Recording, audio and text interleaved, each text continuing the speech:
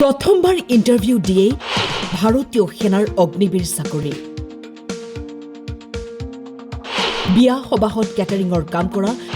লক্ষ্যৰ ঘৰত আনন্দৰ পৰিৱেশ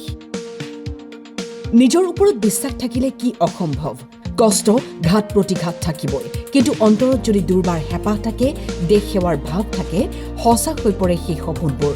এইজন কলিয়াবৰৰ কেনকেনিয়া চুকৰ সাধাৰণ পৰিয়ালৰ যুৱক নাম লক্ষ্যজিৎ কেটাৰিঙৰ কাম পঢ়া শুনা কৰা খেতি বাতি কৰাৰ লগতে 2.5 বছৰে দৌৰি অনুশীলন কৰিছিল অগ্নিবীৰ চাকৰিৰ বাবে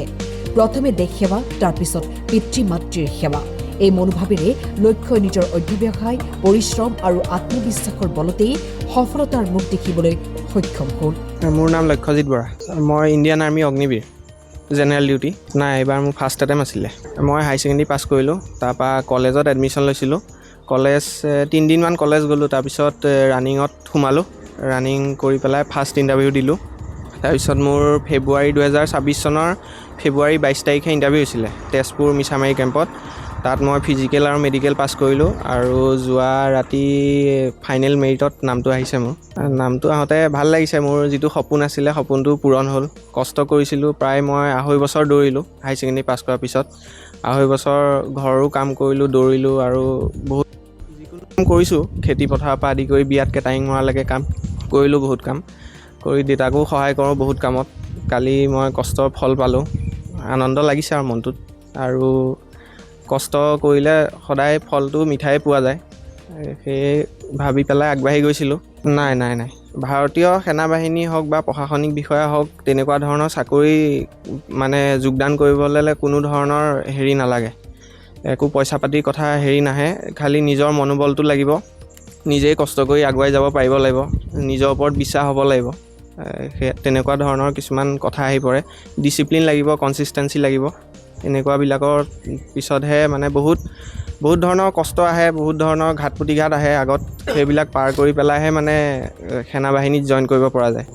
চৰকাৰকতো ধন্যবাদ দিব লাগিব কাৰণ আমাৰ নিচিনা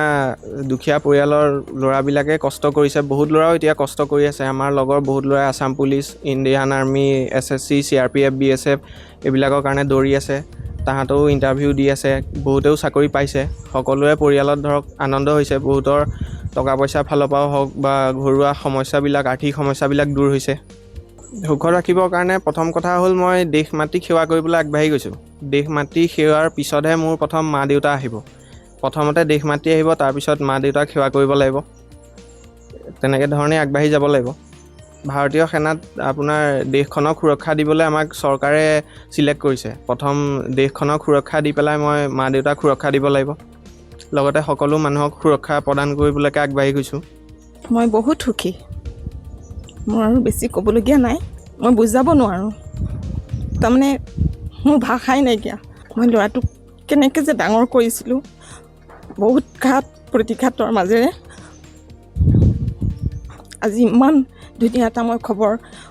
নিজেও ল'ব পাৰিছোঁ মোৰ পৰিয়াল সকলোকে মই দিব পাৰিছোঁ সুখী মানে আজিকালি মানুহ বহুত সুখৰ সেইকাৰণে ক'তো টকা পইচা একো দিব নালাগে খালি নিজৰ কষ্ট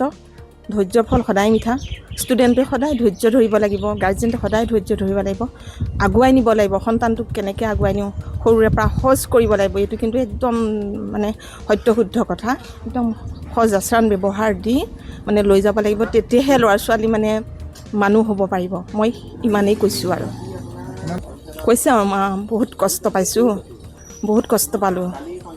মই কৈছোঁ যে হ'ব দে কষ্টৰ ফল সদায় মিঠা ধৈৰ্যৰ ফল সদায় মিঠা ধৈৰ্য ধৰিব লাগিব তেনেকৈ আমি আগুৱাই যাব লাগিব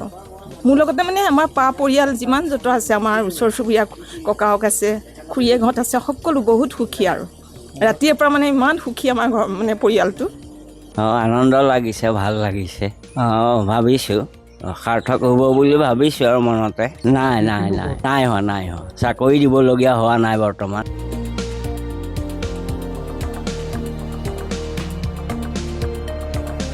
কলিয়াবৰৰ পৰা দীপু বৰাৰ ৰিপৰ্ট টাইম 8